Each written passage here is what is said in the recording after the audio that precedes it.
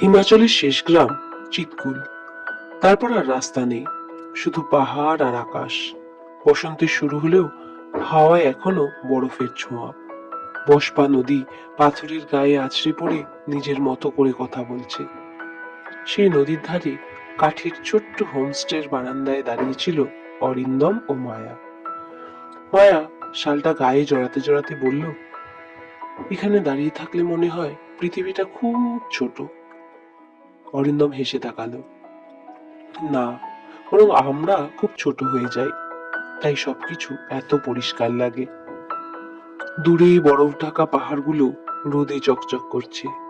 আকাশ এতটাই নীল যে চোখ ফেরানো যায় না।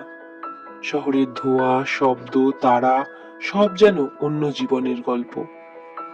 মনে আছে, মায়া বলল, বিয়ের পর আমরা ভেবেছিলাম জীবনটা খুব পরিকল্পনা করে চলবে। আর জীবন আমাদের পাহাড়ে নিয়ে এসে দাঁড় করিয়েছে। অরিন্দম বলল, কোনো সিগন্যাল নেই, কোনো তারা নেই। হোমস্টের ভেতর থেকে গরম চায়ের ধোঁয়া বেরোচ্ছে।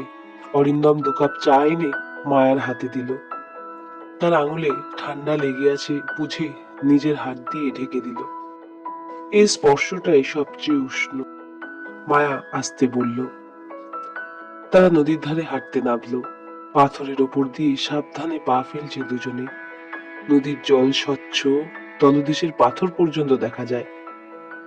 আমাদের এই সম্পর্কটা এই জলের মতো, অরিন্দম বলল, স্বচ্ছ কিন্তু গভীর। মায়া থেমে তার দিকে তাকালো। পাহাড়ি রোদে অরিন্দমের মুখটা অন্যরকম লাগছে। সবসময় তো এমন ছিল না, সে বলল। কখনো ঘোলাও হয়েছে, কখনো ঠান্ডা। অরিন্দম তার হাত ধরল, তবু বয়ে গেছে, থেমে যায়নি। দুপুরের দিকে তারা পাহাড়ির ঢালে বসে রোদ পোহালো। ভেড়ার ঘন্টার শব্দ দূর থেকে ভেসে আসছে। বাতাসে কাঠ পোড়ার হালকা গন্ধ। মায়া ওর কাঁধে মাথা রেখে বলল, যদি কোনোদিন আবার হারিয়ে যাই? অরিন্দম আকাশের দিকে তাকিয়ে বলল, তাহলে চিৎকুলের কথা মনে করব, যেখানে কিছু না থাকলেও আমরা ছিলাম।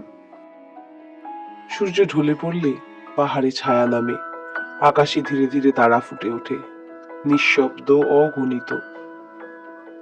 চিৎকুলের সেই নিঃশব্দ রাতে নদী আর পাহাড়ের মাঝে দাঁড়িয়ে তারা বুঝে নিল, ভালোবাসা মানে শুধু একসঙ্গে চলা নয়, ভালোবাসা মানে একে অপরের কাছে পৌঁছানোর শেষ গ্রাম হয়ে ওঠা।